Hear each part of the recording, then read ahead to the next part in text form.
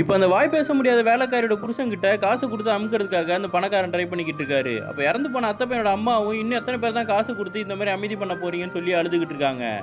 இப்ப பாட்டி இறந்து போனவங்க போஸ்ட்மார்ட்டம் பண்ணும்போது, அதுல அரிய வகை பாய்சன் இருக்கிறத கண்டுபிடிக்கிறாங்க. அப்போ வந்து அந்த பூவ பத்தி தேடுறதுக்காக சில நர்சரிலாம் போய் கேட்டுக்கிட்டு இருக்காங்க. அதே சமயத்துல இந்த வாய் பேச முடியாத பொண்ணோட புருஷன காட்டுறாங்க. அவன் குழந்தையோட அவன் தனியா உட்கார்ந்து அழுதுகிட்டு இருக்கான்.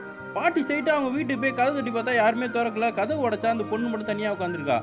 அவ சொல்றா, "அப்பா என்கிட்ட பேசிட்டே இருந்தாரு. அதுக்கப்புறம் என்னாச்சுன்னு தெரியலன்னு" உள்ள போய் காமிச்சா, இப்ப அவனுமே செத்து போய் கிடக்குறான். பாட்டி அந்த குட்டி பொண்ண போலீஸ் ஸ்டேஷன்ல விட்டுட்டு இந்த பூவ பத்தி ரிசர்ச் பண்றதுக்காக ஒரு மருத்துவர்ட்ட போனா, அவர் வேற ஒருத்தர காட்டுறாங்க. அங்க போனா சூனியக்கார மாரி ஒரு கிழவி உட்கார்ந்திருக்கா. அவ எல்லா விஷயத்தையும் சொல்றா. பாட்டியும் பேத்திக்கிட்ட நான் ஆல்மோஸ்ட் கண்டுபிடிச்சிட்டேன்னு சொல்றாங்க. நீ இப்ப என்ன பண்றான்னா, அந்த இறந்து போன கல்யாண பொண்ணோட அம்மாவ போய் நேர்ல பார்த்துட்டு இவங்க பேத்தியும் கிளம்பி போறா. பேத்தி போய் அவங்க அம்மாவ பார்க்கும்போது சொல்லிக்கிட்டு இருக்கா, "இவ்வளோ கொடூரமான வீட்ல நீங்க ஏன் இன்னும் இருக்கீங்க? கிளம்பி போ வேண்டியதுதானேன்னா." "பொண்ணுங்க நம்மளுக்கு வேற என்னம்மா வழி? இங்க தான் இருந்தாகணும்னு" சொல்லி அழுதுகிட்டே அவங்க ஒரு டப்பால சாப்பாடு குடுத்து விடுறாங்க.